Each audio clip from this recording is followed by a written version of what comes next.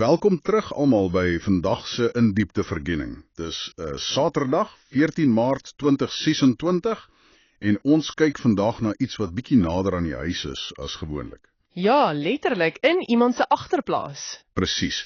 Ons fynkom vars natuurnotas van Ben Fouché.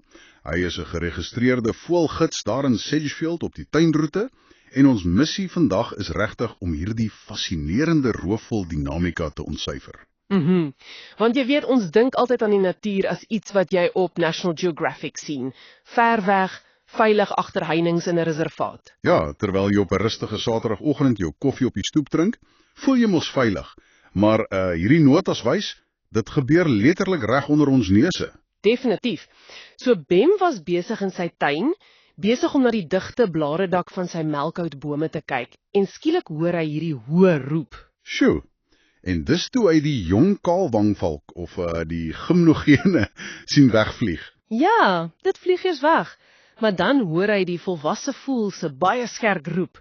En wat regtig wild is, dis in presies dieselfde boom waar hy 8 maande gelede ook so 'n jong valk gesien het.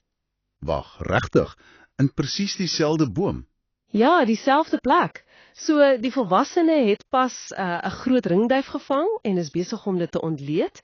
En dan roep die ouer die kleintjie. En dit is waar die storie soos 'n tiener se droom klink. Hoe so? Wel, sodra daai donkerder, baie jong valk naderkom, land dit hoër op in die boom. En die ouer los net doeteenvoudig die groot ringduif daar agter as 'n geskenk. Presies. En vlieg dan dadelik weg.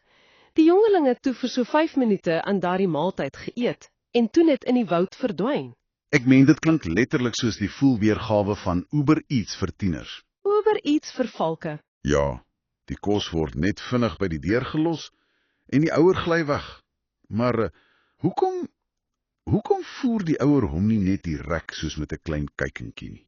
Wel, kyk, dit is 'n baie belangrike oorgangsfase vir daai jong voël se onafhanklikheid. Hierdie ouerlike geskenk is spesifiek hoe hulle leer. Om hul eie prooi te hanteer sonder dat dit in hul bekkies geprop word. Ja, hulle moet fisies die vaardighede aanleer om self vleis te skeer en dit te hanteer. As die ouer daar bly staan, gaan die kleintjie net aanhou passief bedel vir kos.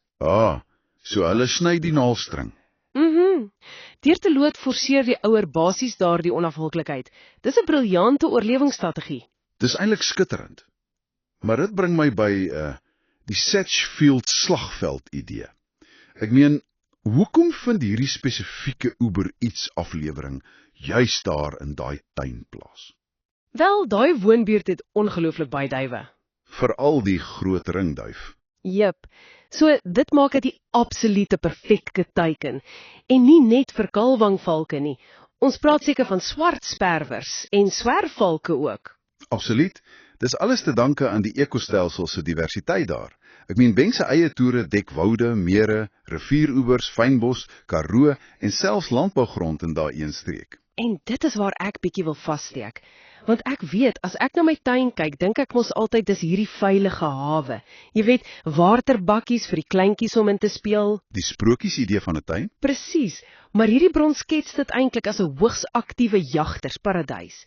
Dit laat my wonder, word ons tuine net 'n verlenging van die wilde roofdier-ekostelsel? Sonder twyfel. Met so 'n wye verskeidenheid van habitatte wat reg langs menslike ontwikkeling lê, vervaag daardie grens heeltemal.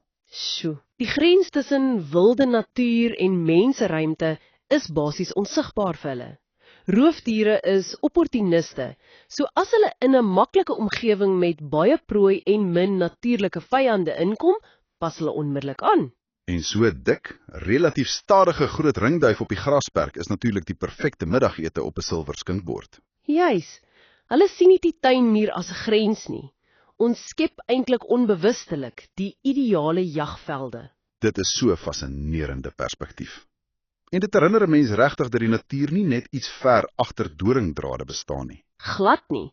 Dit floreer absoluut in alledaagse plekke, danksy daardie ryk aanbod van kos. Wel, dit trek ons verkenning vir vandag redelik mooi saam. Maar terwyl jy vandag dalk by jou eie venster uitkyk en aan 'n doodgewone boom in jou agterblaas staar, vra jouself af. Ja, watter wilde drama speel af? Om as nog 'n gewone voël op 'n tak. Hou verseker julle oë